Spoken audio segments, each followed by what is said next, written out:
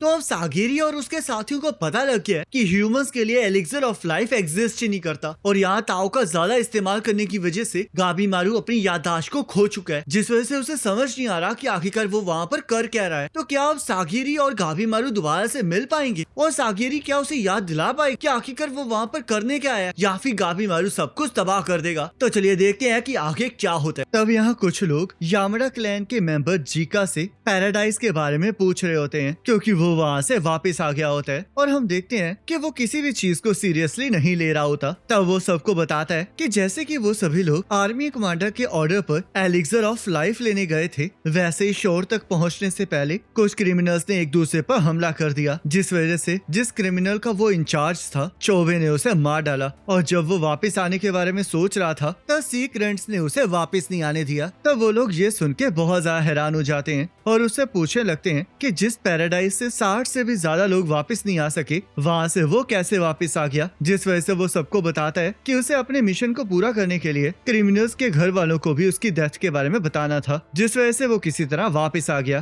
तब वो लोग उसे सब कुछ सच सच बताने के लिए कहते हैं, पर जीका कुछ भी बता नहीं रहा होता और उन्हें उस आइलैंड से दूर रहने के लिए कहता है, क्योंकि वो आइलैंड इस दुनिया का नहीं होता, और कहने लगता है कि जो भी उस आइलैंड के ऊपर जाएगा वो या तो कोई बेवकूफ होगा या फिर कोई बच्चा। तब वो लोग इस बात पर गुस्सा करने लगते हैं और जीका को कहने लगते हैं कि क्या वो आर्मी कमांडर को बेवकूफ कह रहा है। तब जीका का साथी उसकी गलती के लिए खुद अपना सिर नीचे झुका देता है और उनसे माफी मांगने लगता है, जिस वजह से एक बंदा इस बात के लिए बिल्कुल नहीं मान रहा होता। पर तभी दूसरा बंदा उसे बताता है कि जिसने उसके सामने सिर झुकाया है वो बहुत ज्यादा खतरनाक है, जिस वजह से वो लोग जीका की गलती को नजरअंदाज कर देते हैं। अब मैं तुम्हें आर्मी कमांडर के निर्देशों के बारे में बताऊंगा, तो इसलिए जरा ध्यान से सुनना। आर्मी कमांडर का आदेश है कि यामाडा क्लैन के लोगों को पैराडाइज जाके सब कुछ ऑब्जर्व करना होगा, और इसके लिए जो सुटेबल मेंबर्स चुने जाएंगे वो यामाडा क्लैन का मेंबर शुगन डिसाइड करेगा। तो यहाँ यामाडा क्लैन के मेंबर्स वापस जाने लगते हैं और जीका कह रहा होता है कि वो समुराई बस प्यादे हैं जिनकी लाइफ की कोई वैल्यू नहीं है, और शुगन उसे उसके बिहेवियर के लिए डांटने लगता है और जीका इसे भी मजे में ले रहा होता है। तब वो जैसे ही देखता है कि शुगन कितना ज्यादा सीरियस है, तब वो उससे अपनी गलती के लिए माफी मांगता है। मैं इस टाइम एजेंट की जगह पर इंचार्ज हूँ और मैं नहीं चाहता कि उसकी एब्सेंस में सब कुछ बिगड़ जाए। तो जीका कहता है, तुमने तो मुझे इम्प्रेस कर दिया है। चलो अब ये बताओ कि आखिरकार हम इस बार किन क्रिमिनल्स को लेकर जा रहे हैं। तो शुगन कहता है,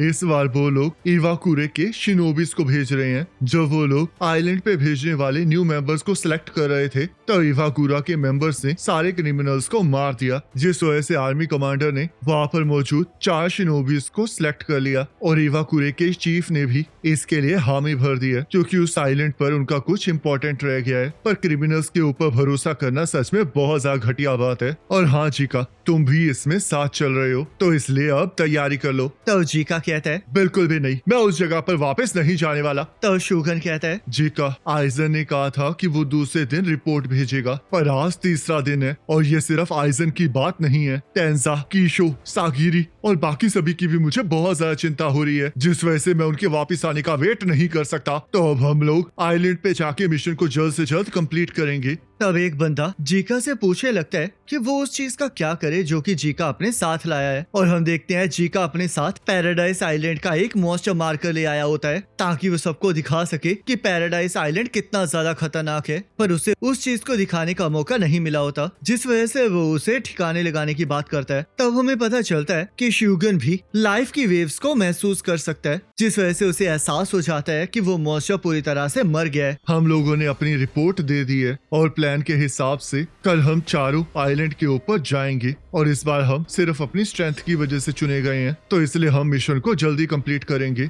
और हाँ, जीका भी हमारे साथ चलेगा। तब हम यहाँ पर रियन को देखते हैं। ताओ एक तरह से लाइफ ही है, जिस वजह से अगर तुम ताओ को यूज करते हो तो लाइफ भी कंज्यूम होती है, और अगर तुम ज्यादा क्वांटिटी में ताओ का इस्तेमाल करते हो तो तुम्हारी बॉडी और सोल भी इफेक्ट होती है। तो उसका केयर टेकर उससे पूछने लगता है कि बॉडी और सोल दो अलग अलग चीजें नहीं होती हैं, जिस वजह से रियन उसे बताता है कि वो दोनों ही ताओ की फॉर्म्स होती हैं। तब ताओफा वहाँ पर आ जाती है, जो कि रियन को ये सब बातें करने से मना करती है, क्योंकि उसने वादा किया होता है कि वो वहाँ पर ऐसी कोई भी बात नहीं करेगा। तब हम देखते हैं वहाँ पर उन्होंने पार्टी वाला माहौल बनाया होता है, जिस वजह से ताइफा उससे पूछने लगती है कि उसे वो कैसा लगा। ये तो बहुत ज्यादा इम्प्रेसिव है। वाटर के ऊपर और नीचे एक्सरसाइज करने से और ब्रीथिंग को स्टडी करने से कोई भी अपने डोइन और ताइसोकू को ट्रेन कर सकता है। म्यूजिक से मेडिटेशन बढ़ता है जिससे कि सुइत्सु और श्यूतिन ट्रेन होते हैं और वो जो रूम है वहाँ पर कोई भी बोचू जुस्तु पर फोकस कर सकता है। ये बहुत ज्यादा बेकार है और मैं बोचू जुस्तु की बात कर रहा हूँ। मेरे हिसाब से तो यिन और यांग के बीच में रहना सबसे ज्यादा बेस्ट है, जैसा कि मैं करता हूँ। मैं इस पर एग्री नहीं करता हूँ। ताओ की प्रॉपर्टीज अलग अलग लाइफ के हिसाब से डिफरेंट होती है, जिस वजह से दूसरों के साथ ज्वाइन करने से न्यू स्ट्रेंथ बाहर आती है। तो यहाँ बोचू जुस्तु परफॉर्म करने से जू की एनर्जी बढ़ चुकी होती है और ताओफा मुंह के नए बनाए हुए एलिक्सर को लेकर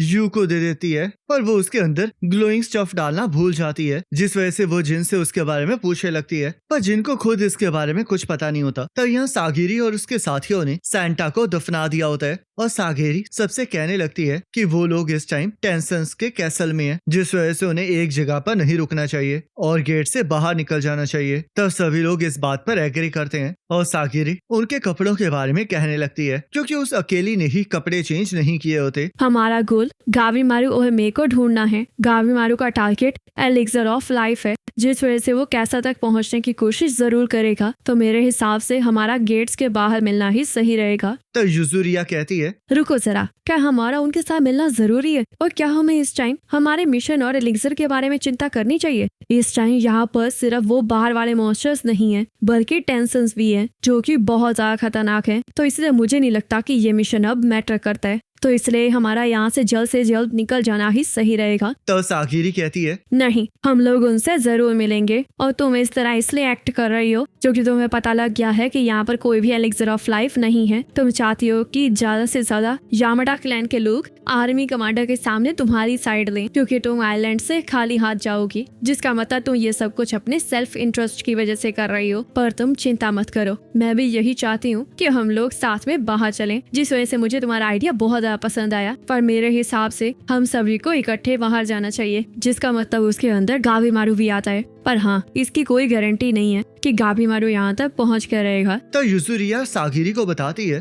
कि उसे लगता है कि गावीमारू यहाँ तक पहुँच चुका है, क्योंकि गेट के पास एक ऐसा एरिया था जो कि जला हुआ था और उसे लग रहा होता है कि सिर्फ गावीमारू ही है जो कि ये सब कुछ कर सकता है। तो युजुरिया सागिरी के गेट के बाहर मिलने वाले प्लान पर एग्री करती है, पर वो उससे पूछने लगती है कि जब वो उससे मिलेगी तब वो गावीमारू को उसकी वाइफ के बारे में क्या बताएगी। तब यहाँ गावीमारू अपने साथियों के साथ टेंसन कैसल की तरफ जा रहा होता है और मैं उन्हें रास्ता बता रही होती है। आखिरकार अब मुझे क्या करना चाहिए, क्योंकि मेरी मेमोरीज तो अभी वापस ही नहीं आई हैं। जो सब कुछ इन्होंने मुझे बताया है उस सबसे पता लग गया है कि मेरा मिशन बहुत ज्यादा बेकार है। तो आखिरकार मैं इस मिशन पर आया ही क्यों हूँ? क्या मैं बस ऑर्डर्स को फॉलो कर रहा हूँ या फिर यहाँ आने का कोई और रीजन है? पर आखिरकार मुझे वो याद क्यों नहीं आ रहा। तो फूची गावीमारू से उसका हालचाल पूछने लगता है, पर गावीमारू उसे बताता है कि सब कुछ ठीक है। पर तभी उसके सामने चोबे और टोमा आ जाते हैं, जहाँ पर चोबे कहने लगता है कि वो लोग तो सेम टीम में है। पर तभी वो गावीमारू के ऊपर हमला कर देता है। तो फूची कहने लगता है कि उन्हें साथ मिलकर लड़ना चाहिए, पर टोमा इसके लिए मना कर देता है।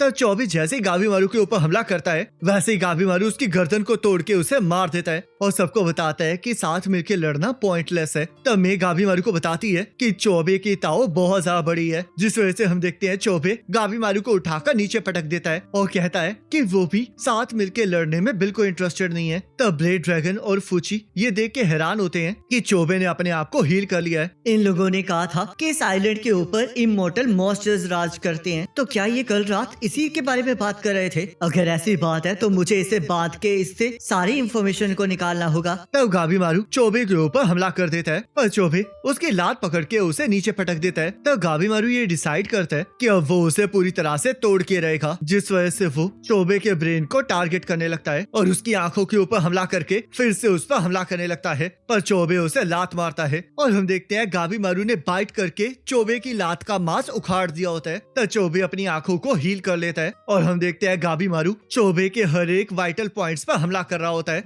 और किसी भी तरीके से उसके वाइटल पॉइंट्स को नुकसान पहुंचा रहा होता है, जिस वजह से उन्हें लड़ता हुआ देखकर सभी को ये लग रहा होता है कि दो बीस्ट आपस में लड़ रहे हैं। हमेशा की तरह ये भी सेम ही है। मुझे इसे तब तक तोड़ना होगा जब तक ये मूव करना रुक नहीं चाहता और यही इवाकाकुरे का वे है। तो चोबे फिर से अपने आप को हील कर लेता है और लात मार के वहाँ की जमीन को तोड़ देता है। तुम पहले मुझे स्ट्रांग लग रहे थे, जिस वजह से मैंने तुमसे थोड़ी मार खा ली, पर तुम तो बहुत ज्यादा कमजोर निकले। तो चोबे गाबी मारू के ऊपर हमला कर देता है और जैसे ही गाबी मारू उसके ऊपर हमला करता है वैसे ही चोबे को एहसास हो जाता है कि गाबी मारू कहाँ पर हमला करने वाला है, जिस वजह से वो उसे मुक्का मारता है। पर गाबी मारू फिर भी उसकी 2 उंगलियों को काट देता है। तब यहाँ ब्लेड ड्रैगन को भी लग रहा होता है कि गाबी मारू कमजोर हो चुका है, जिस वजह से वो मे से पूछने लगता है कि क्या उसके बेहोश होने की वजह से वो कमजोर हो गया। और मे उसे बताती है कि गाबी मारू की ताऊ के अंदर कुछ प्रॉब्लम है। चाहे मैं फोकस भी कर लूं पर फिर भी ये फीलिंग नहीं जा रही है। मुझे ऐसा महसूस हो रहा है जैसे कि कुछ गड़बड़ है। ताओ के लिए स्ट्रॉन्ग और वीक दोनों इम्पोर्टेंट है। वीक स्ट्रॉन्ग का सीड है पर गावी मारू के अंदर स्ट्रॉन्ग का कोई सीड ही नहीं है, जिसका मतलब वो कुछ इम्पोर्टेंट चीज खो चुका है। तब गाबी मारू के हमले से चोबे को कुछ भी नहीं हो रहा होता और चोबे टोमा को सभी को खत्म करने के लिए कहता है, जिस वजह से फूची को पता चलता है कि टोमा और चोबे भाई हैं। तब टोमा सबसे पहले ब्लेड ड्रैगन के ऊपर हमला कर देता है क्योंकि उसे लग रहा होता है कि क्योंकि ब्लेड ड्रैगन के पास एक हाथ नहीं है तो उसे हराना आसान होगा। पर ब्लेड ड्रैगन अपने हाथ से टोमा की तलवार को पकड़ लेता है और उससे पूछने लगता है कि उसने उसके ऊपर सबसे पहले इसलिए हमला किया है क्योंकि उसे लग रहा है कि वो सबसे ज्यादा कमजोर है। तो इस चीज से ब्लेड ड्रैगन को बहुत ज्यादा गुस्सा आ जाता है और वो टोमा की तलवार को छीन के उसके ऊपर एक जोरदार सिर मारता है। तब वो टोमा को फिर से उसकी तलवार वापस दे देता है और उसे कहता है कि वो अब उसके साथ बिना तलवार के ही लड़ेगा। तब फूची ब्लेड ड्रैगन को रोकने लगता है और ब्लेड ड्रैगन उसे चुप रहने के लिए कहता है। तब ब्लेड ड्रैगन को देखकर टोमा को भी एहसास हो जाता है कि वो बहुत ज्यादा एक्सपीरियंस्ड है, जिस वजह से वो उसी के रिफ्लेक्सेस को उसी के अगेंस्ट यूज करने के बारे में सोचने लगता है और ब्लेड ड्रैगन के ऊपर हमला कर देता है। और ब्लेड ड्रैगन उसे एक मुक्का मारता है और टोमा जैसे ही फिर से अपनी तलवार से उसके ऊपर हमला करता है वैसे ही ब्लेड ड्रैगन अपने पैरों से उसकी तलवार को रोक लेता है। तब ब्लेड ड्रैगन उसे बताता है कि टोमा के अंदर बहुत ज्यादा टैलेंट है पर उसकी एबिलिटीज अभी भी बहुत ज्यादा कम है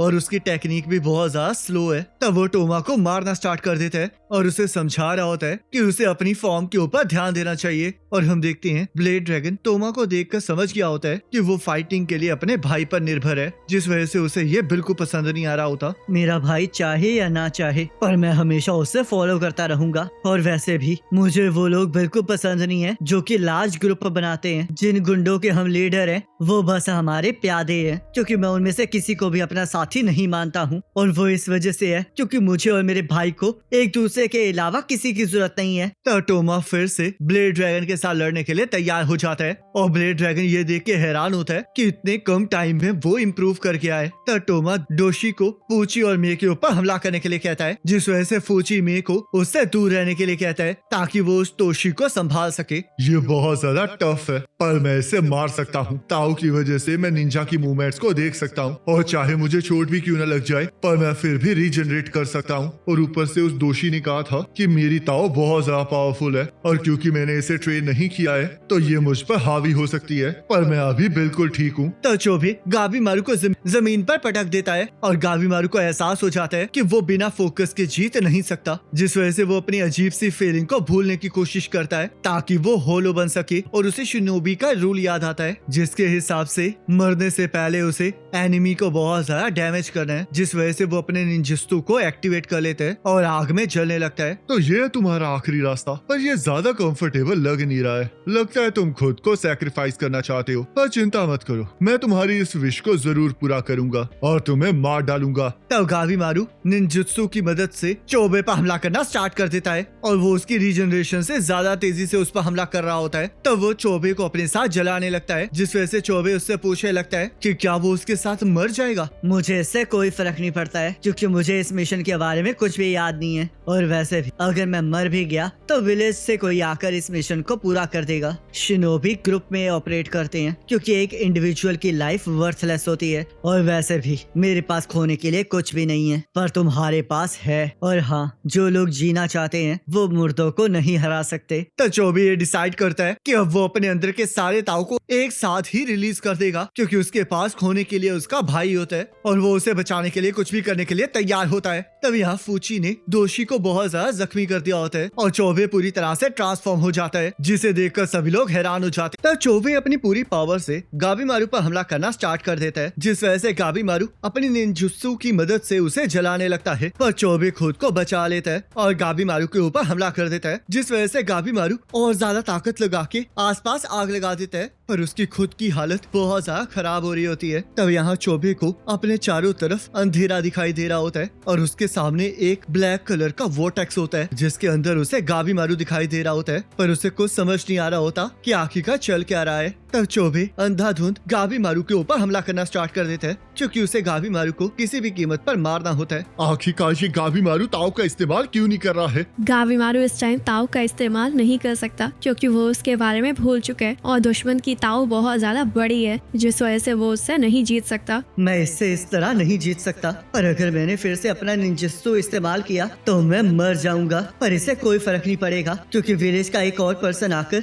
मुझे रिप्लेस कर लेगा, जिस वजह से मुझे जितने हो सके उतने ऑब्स्टेकल्स को हटाना होगा, जिस वजह से इस टाइम मेरी जिंदगी से ज्यादा इस बंदे को मारना ज्यादा इम्पोर्टेंट है। तब गाबीमारू फिर से चोबे की तरफ बढ़ने लगता है, पर तभी उसे एहसास होता है कि उसे कोई रोक रहा है, पर वो चोबे को अपनी तरफ आता हुआ देखकर इस बात पर ध्यान नहीं देता और उस पर हमला करने के लिए आगे बढ़ जाता है। तब यहाँ ब्लेड को ये एहसास हो जाता है कि गाबीमारू मरने के लिए भी तैयार है, पर फूची ऐसा नहीं चाहता होता। माफी हासिल करना इसका गोल होना चाहिए, जिस वजह से इसका यहाँ पर मरने का कोई फायदा नहीं है और उसके अपोनेंट के लिए भी यही होना चाहिए, पर ये दोनों ही लड़ते हुए अपने आप को भूल चुके हैं। तब टोमा ये सोचने लगता है कि आखिरकार उसका भाई चोबे ये सब कुछ क्यों कर रहा है, पर तभी उसे ब्लेड की बात याद आती है, जिससे कि उसे ये एहसास हो जाता है कि चोबे ये सब कुछ उसे बचाने के लिए कर रहा है, जिसे तोमा एक्सेप्ट नहीं करना चाह रहा होता और रोते हुए उसकी तरफ बढ़ने लगता है। तब यहाँ चोबे लगातार गाबीमारू के ऊपर हमला कर रहा होता है और उसे मारना चाह रहा होता है ताकि वो टोमा को बचा सके, पर तभी उसकी आंखों के सामने अंधेरा छाने लगता है और उसे ये भी याद नहीं आ रहा होता कि आखिरकार वो कौन है। तब उसे टोमा की आवाज सुनाई देती है और वो देखता है कि उसने टोमा को चोट पहुंचा दी है।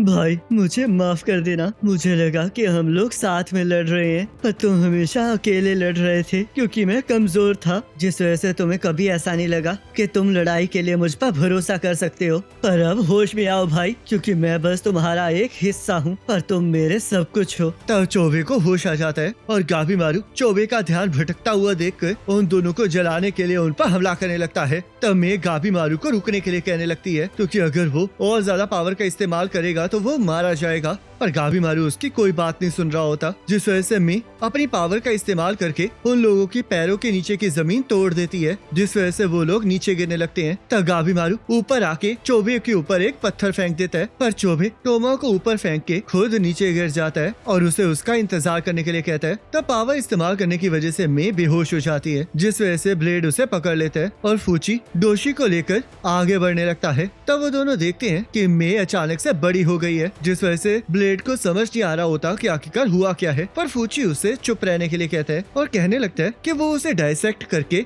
इसके बारे में पता लगा लेगा, जिस वजह से ब्लेड उसे बेवकूफ कहने लगता है और उसे समझ नहीं आ रहा होता कि आखिरकार वहाँ पर चल क्या रहा है। तो यहाँ सागिरी और उसके साथी बाहर जाने के लिए तैयार हो जाते हैं और उस कैसल के बाहर का नजारा देखकर बहुत ज्यादा हैरान हो जाते हैं, क्योंकि उन्हें वहाँ पर सब कुछ बहुत ज्यादा अलग दिखाई दे रहा होता है और एक अलग आवाज आ रही होती है जिसे किसी ने नहीं सुना होता। तो शियोन वहाँ से सभी को चलने के लिए कहता है। तो होको मुंह की बातों के बारे में सोचने लगता है। तो ये एक एक्सपेरिमेंटल साइट है और एक आर्टिफिशियल आइलैंड है। वैसे मुझे काफी टाइम से लग रहा था कि इस आइलैंड पर कुछ न कुछ गलत तो जरूर हो रहा है, पर शायद अब जब ह्यूमंस ने टेंसेंट को मार दिया है तो शायद इस आइलैंड पर कुछ बदल सकता है, पर क्या तब तक मैं अपनी होशो आवाज में रहूंगा? तब वो लोग उस कैसल के गेट पर गाबीमारू और उसके साथियों के साथ टकरा जाते हैं, जहाँ पर फूची उन सभी को देखकर खुश हो जाता है और बाकियों के बारे में पूछने लगता है। तो सागिरी भी गाबीमारू की हालत देख के बहुत ज्यादा हैरान हो जाती है और होको मे से पूछने लगता है कि क्या उसने अपनी पावर का इस्तेमाल किया, जिस वजह से फूची उसे बात करता हुआ देखकर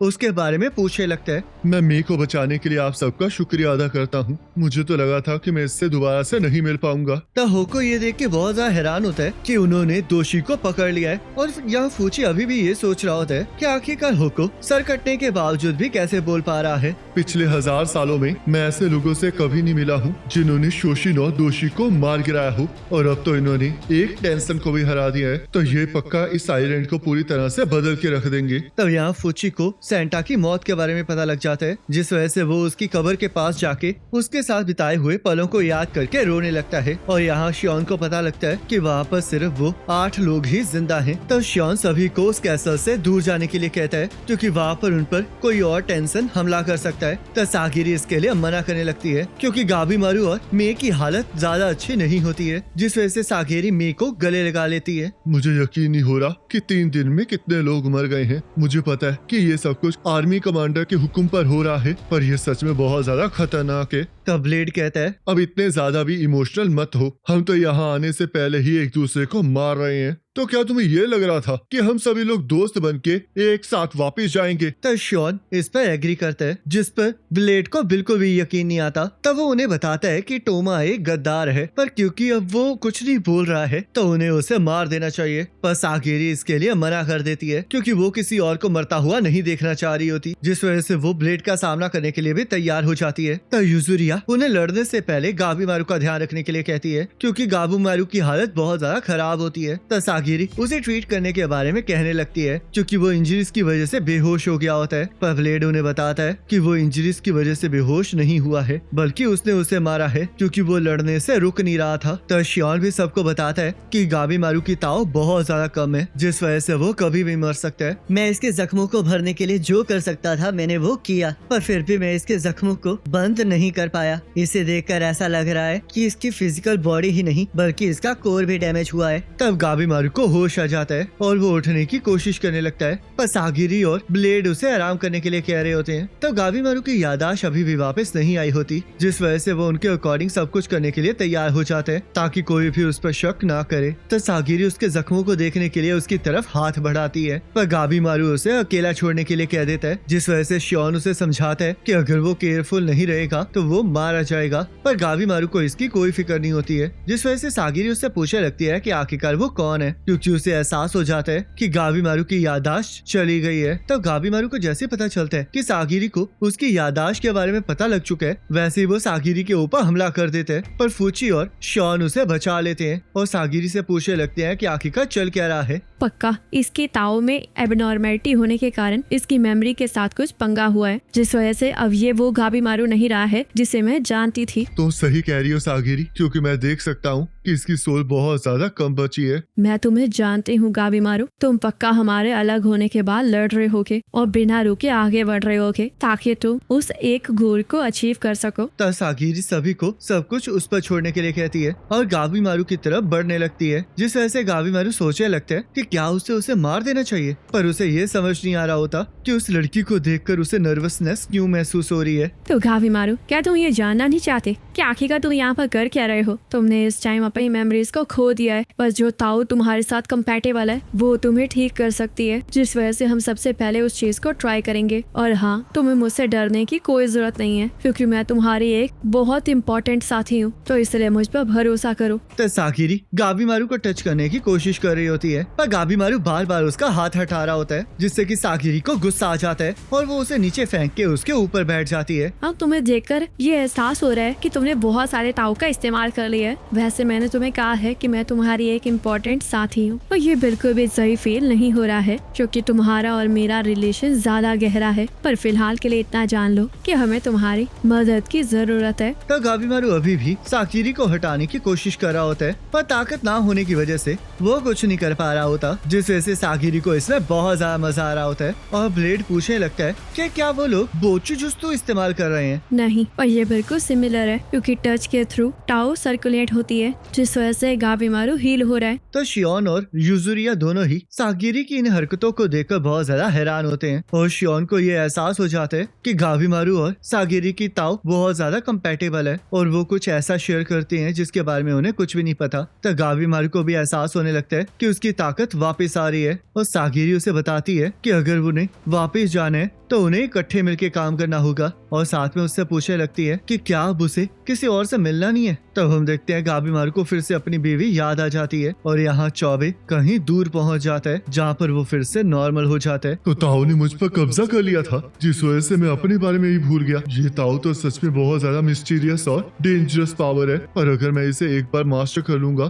तो मैं अनस्टॉपेबल बन जाऊंगा। तो चौबे देखता है कि वो बहुत सारे शोषण से घिर चुका है, जिस वजह से वो बहुत ज्यादा खुश हो जाता है क्योंकि उसे ताओ को प्रैक्टिस करने के लिए इतने सारे अपोनेंट्स मिल चुके होते हैं। तब यहाँ सभी लोग उस केव में वापस आ जाते हैं जहाँ पर गाबीमारू और उसके साथी पिछले दिन रुके होते हैं, क्योंकि वो लोग वहाँ पर मॉन्स्टर से बच सकते हैं। पर शियोन उन्हें अभी भी ध्यान रखने के लिए कहता है क्योंकि टेंसर वहाँ पर आराम से पहुँच सकते हैं। जिस वजह से ब्लेड उनसे पूछने लगता है कि क्या टेंसर सच में इतने ज्यादा खतरनाक है। तो यूजुरिया उसे बताती है कि वो लोग बहुत ज्यादा खतरनाक हैं और उन्होंने जिस टेंसन को मारा है उसे भी मारने के लिए उन्हें 5 लोगों की जरूरत पड़ी थी। तो यहाँ रायन को मुंह की मौत का पता चल गया होता है, जिस वजह से वो बाहर उसके कातिलों को ढूंढने आ जाता है। और यहाँ शियोन गाबीमारू से पूछने लगता है कि क्या वो भी एक टेंशन से लड़ा है, जिस पर गाबीमारू हाँ कहता है क्योंकि उसकी याददाश्त धीरे धीरे वापस आ रही होती है। तब गाबीमारू सबसे अपनी गलती के लिए माफी मांगता है। अब मुझे ताओ की पावर का एहसास हो चुका है और ये भी एहसास हो गया है कि जो टेंशन्स उस ताओ को कंट्रोल करते हैं वो भी बहुत ज्यादा खतरनाक हैं। इसलिए तो मैं कह रही हूँ कि हमें जल्द से जल्द इस आइलैंड को छोड़कर चले जाना चाहिए, क्योंकि इन क्रेजी मॉन्स्टर्स को हराने से तो अच्छा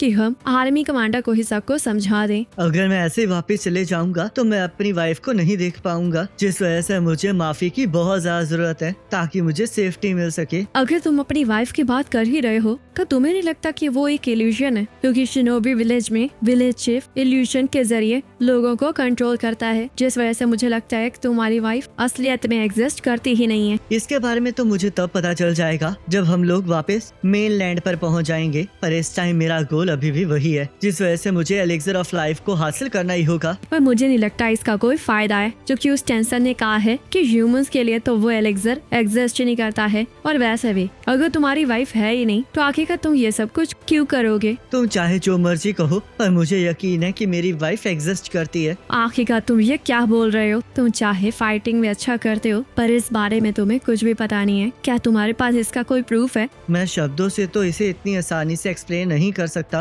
पर मुझे छोटी छोटी चीजें याद हैं, जैसे कि उसकी आवाज या फिर उसका मेरी तरफ देखना जब वो हंसती है, उसकी लॉन्ग गोस्ट सॉफ्ट फिंगर्स और उसके बालों की वो खुशबू। मुझे वो सब कुछ याद है। मेरी वाइफ का नाम यूई है और मुझे पूरा यकीन है कि वो एक इल्यूजन नहीं है। इसे प्रूफ करना तो बहुत ज्यादा मुश्किल है, पर अगर तुम्हें प्रूफ चाहिए तो मुझे इस आइलैंड से निकलकर उससे मिलना होगा। तो साकिरी इससे बहुत ज्यादा खुश हो जाती है और ब्लेड को भी ये रीजन अच्छा लगता है कि गाबीमारू ये सब कुछ अपनी बीवी के लिए कर रहा है, जिस वजह से वो उसका साथ देने के लिए तैयार हो जाता है। तो यूजुरिया कहने लगती है कि एक शिनोबी के तौर पर उसे अपनी वीकनेस नहीं बतानी चाहिए थी, पर शियोन उसे बताता है कि गाबीमारू के लिए वो उसकी वीकनेस और स्ट्रेंथ दोनों है, क्योंकि जब वो अपनी वाइफ के बारे में बात करता है तब उसकी ताव बहुत ज्यादा बढ़ जाती है। तब यहाँ चौबे ने सभी शोशियंस को मार गिराया होता है और तभी वहाँ पर रायन आ जाता है और चौबे से पूछने लगता है कि क्या वही वो है जिसने मुंह को मारा है। और गाइस इसी के साथ ये एपिसोड खत्म हो जाता है। अब आपको ये वाला एपिसोड कैसा लगा मुझे कमेंट करके जरूर बताना। बाकी अगली वीडियो का लिंक आपकी स्क्रीन पर आ रहा होगा, उस पर क्लिक करके अगली वीडियो को देख सकते हैं।